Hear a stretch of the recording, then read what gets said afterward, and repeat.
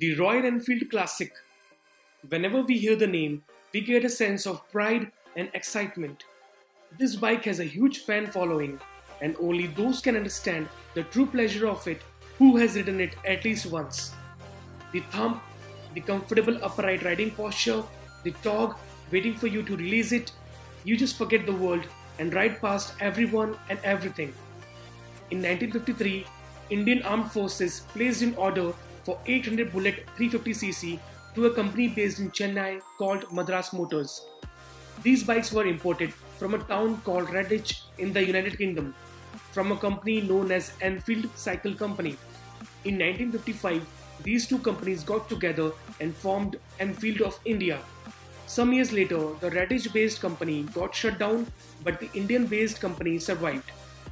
Eicher took over it and a new company was formed, and it was named Royal Enfield as we know today. In the memory of the Redditch based company, Royal Enfield launched Classic Redditch Edition, and we are going to review it today.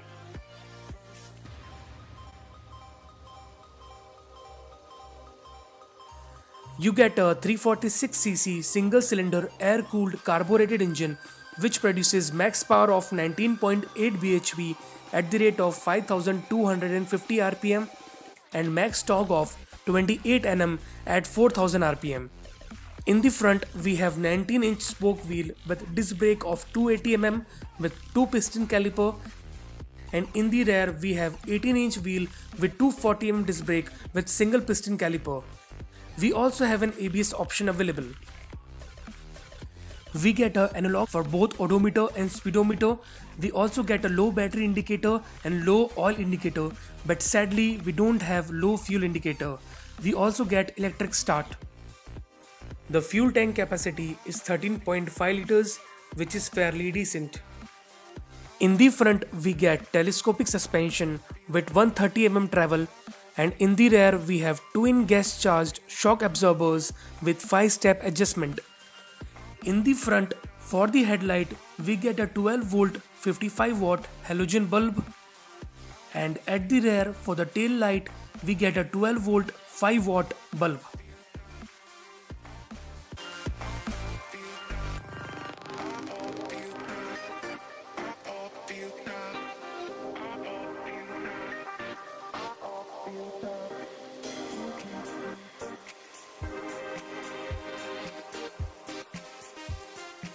So guys, now I will tell you my experience with this bike. This bike is more relaxed when you cruise it at 70 to 80 km per hour or below it on the highway.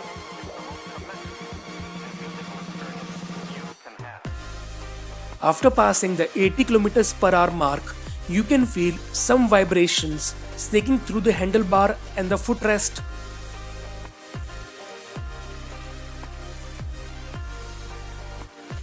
Torque is always available for your disposal.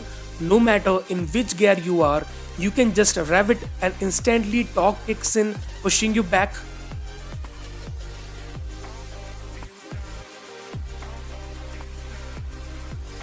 The riding posture is very relaxing. You can ride it all day long without getting any stress on any body part.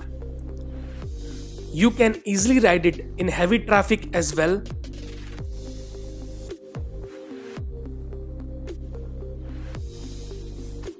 Clutch seemed not that heavy, and with time you can get used to it.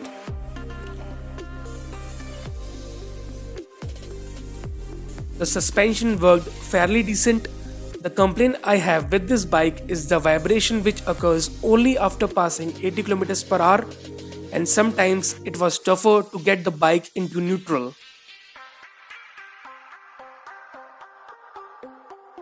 Other than that, it's a very beautiful machine which will make you proud of owning it.